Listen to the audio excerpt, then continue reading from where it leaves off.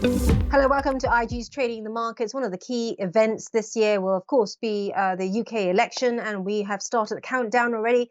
Luke Moore, the private client manager here at IG, joins us now. You've done this many times before.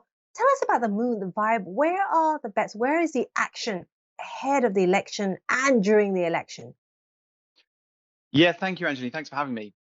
Interesting couple of weeks so far. It has only been a couple of weeks. We're about halfway through the um, the process, and as we speak, we're recording this just as Labour are trying to release their manifesto. So I think we've all been waiting to see what the plan is. We've heard a lot of talk. We're now trying to figure out what the action points are and what they're going to do. Of course, this election is very different to the last one that we all worked through. Labour were a lot left leaning then. They were a lot further left leaning than they are now. Starmer's done a very good job, or rather kind of dragged everybody central, and they're talking about driving wealth. They're talking about a lot of business things, typically things that you wouldn't have suggested were Labour policies, but it comes with the age-old question of how are they going to finance things, how are they going to pay for it, and that's what clients are looking at. I think when you look at the clients that we've got, our clients at the premium side are very sensitive to changes in the wind. Last night, we obviously saw the FOMC. We saw the fact that they were a little bit more hawkish. And I think we've seen the tone of conversations from clients be much more geared around the economics than the politics. So I'm interested to see how the politics starts to take a bit of a forward step.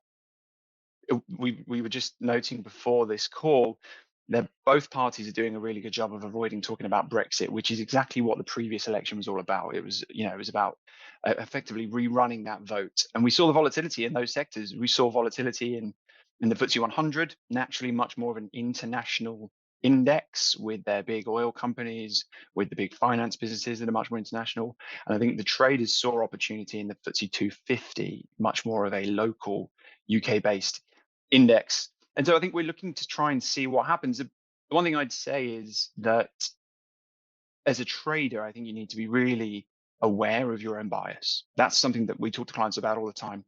Being right or wrong doesn't make you profitable or not profitable.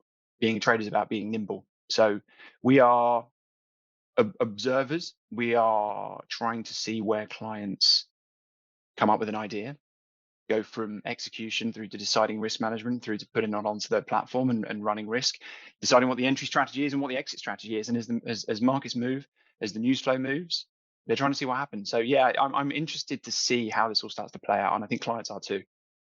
That's an interesting one, understanding the bias, because we've got additional products now online on our IG platform.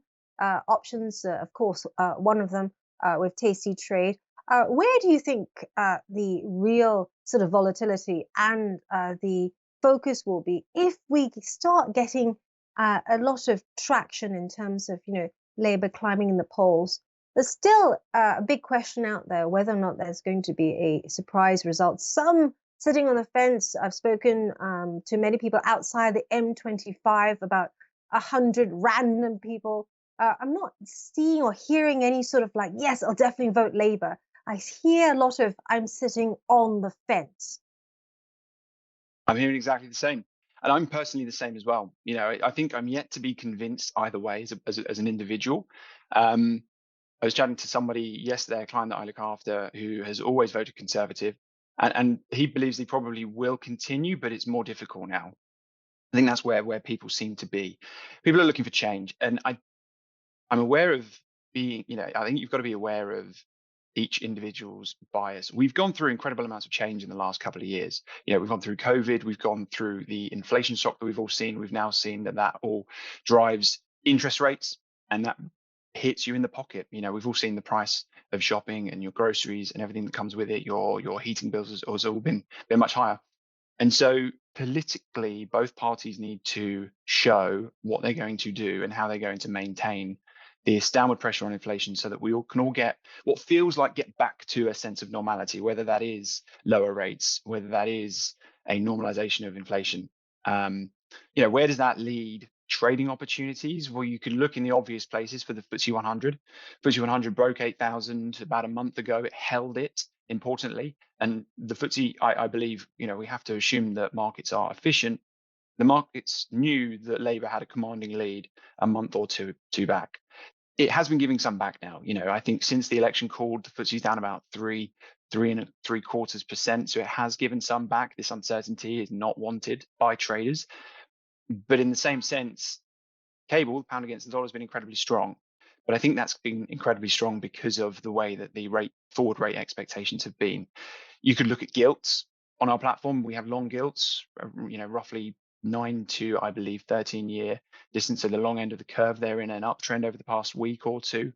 So maybe that is giving you a signal that the inflation picture is continuing to look rosier than previously expected. Again, with the Labour having a commanding lead in the polls by 20 percentage points thereabouts, we have to assume that is viewed by the markets as being positive. The FTSE is maintaining its height, even though it's given a little bit back. So I think it's natural to see that actually you would have normally taken Labour as an anti-business or kind of a less business focused party, with Conservatives being the party that the markets usually want. It doesn't seem that that's the case now. Then you can look at things like the home builders. Just this morning, Chris Nicholson came out. They said that actually their previous 6 weeks worth of orders have been slightly light. People holding back on their orders depending on what each party does in terms of stamp duty. That's an interesting observation. But you would expect companies like Barratt Developments, Persimmon to also move on the back of those stories. I think we're also looking at the energy plays. The FTSE 100 in itself is dominated by big oil, Shell, BP. If Labour get in, and if they keep their promises and they're going to close the loopholes on all these windfall taxes, what does that mean for the North Sea? What does that mean for the energy prices if the big players leave the North Sea, and then therefore you need to start to import more energy? We don't know what that looks like yet. So I think the market's going to want to digest this. And it goes back to what I said about being a trader as opposed to being an investor.